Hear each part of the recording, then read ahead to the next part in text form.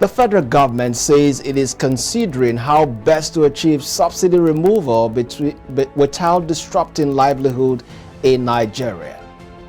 The Permanent Secretary, Ministry of Petroleum Resources, Ambassador Gabriel Aduda, said this while briefing newsmen on Thursday at the end of the Nigeria International Energy Summit. He said the federal government was committed to subsidy removal but could not be too specific until all indices were considered to ensure that the effect would not be harsh on average Nigerian. The 6th edition of the summit, which was held from April 16 to April 20th, had as its theme Global Perspective for Sustainable Energy Future. Aduda said although subsidy removal had been in focus for some time, President Buhari, who doubles as Minister of Petroleum Resources, was taking it very seriously, including everyone in the industry. Most international oil companies that operate in Nigeria's upstream sector redirected their capital investment worth about $21 billion to other countries between 2014 and 2022. The federal government on Thursday attributed this to regulatory uncertainty in Nigeria's oil and gas sector prior to enactment of the Petroleum Industry Act 2021 and the defunding of fossil fuel development occasioned by the energy transition and COVID-19. The government disclosed this in Abuja through the Nigerian Upstream Petroleum Regulatory Commission at the just concluded Nigeria International Energy Summit. Speaking at the summit, the chief executive of the commission, Gbenga Komolafe, said the country's yearly capital expenditure in the upstream arm of the oil sector decreased by over 70% within a period of 8 years.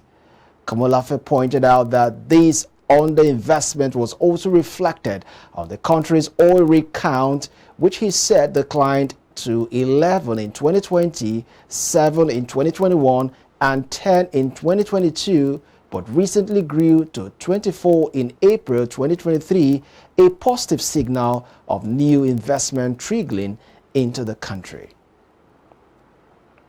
A non-governmental organization under the aegis of We the People has faulted the rush by oil companies to divest their onshore oil and gas assets, describing it as a criminal flight to abdicate responsibility for several years of poisoning the environment and the people.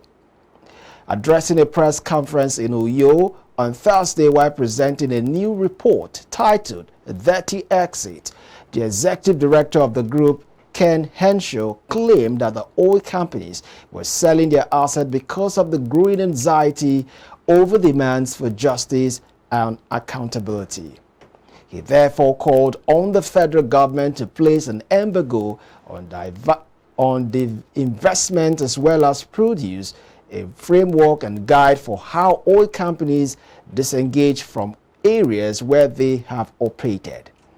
According to him, such a framework should be produced in collaboration with civil societies and host communities and should contain a scientifically developed post-hydrocarbon impact assessment report on the exact ecological and livelihood impact on oil extraction. Henshaw added that the framework should also capture the health audit of people located in close proximity to extraction sites, as well as others exposed to oil contamination and gas flaring. He disclosed that his organization is ready to institute a legal action against the oil companies and the federal government in a situation where the issues were not addressed. The Rivers State government has agreed to an out-of-court settlement with the federal government on the backlog of stamp duty owed to the state. The approval for the state to withdraw the case was granted by the State House of Assembly during plenary on Thursday. This came as all 36 states of the Federation are exploring out-of-court settlement over a case filed at the Supreme Court on the refund of funds collected as stamp duties from the state governments and the payment of 5% consultancy fee. The Speaker of the Rivers State House of Assembly, Equinli Awuni Ibani, on Thursday read a letter from Governor Nyesom Wike seeking the approval of the House for the payment of the consultancy fee, which will be deducted from source. The lawmaker said the approval for an out-of-court settlement would help to fast-track the refund of all funds collected as staff duty.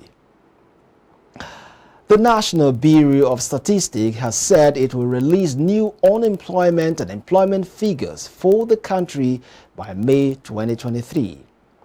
It disclosed this in a report titled Nigeria Labor Force Framework Redesign 2023. It noted that the report will cover data collected from October 19, 2022 to January 22, 2023. It also revealed that the status of the Nigerian Labor Force Framework's data collection for 2022 to 2023 is ongoing beginning from 19th October 2022. The Bureau noted that it was learning from other countries to improve Nigeria's labor market statistics, which means this places Nigeria's labor market statistics on more sustainable footing going forward. Following the recent collapse of a 7-story building in Banana Island, Lagos, some experts have urged the government to take more drastic measures to put an end to the menace claiming the lives of innocent citizens. They made this known in a special report but put together by iBrand business correspondent Blessing Innocent has details. Year in, year out, resulting in loss of lives and billions of naira in investments. The most recent collapse on Wednesday is a 7-story building in Banana Island, Lagos, bringing to the fore again the recurring but disturbing issue of building and structural collapse in the country. While the State Emergency Management Agency and the Building Control Agency refused to speak with iBrandTV as at the time of filing this report, these financial and insurance experts highlighted the cost implications of building collapses in a cosmopolitan city like Lagos.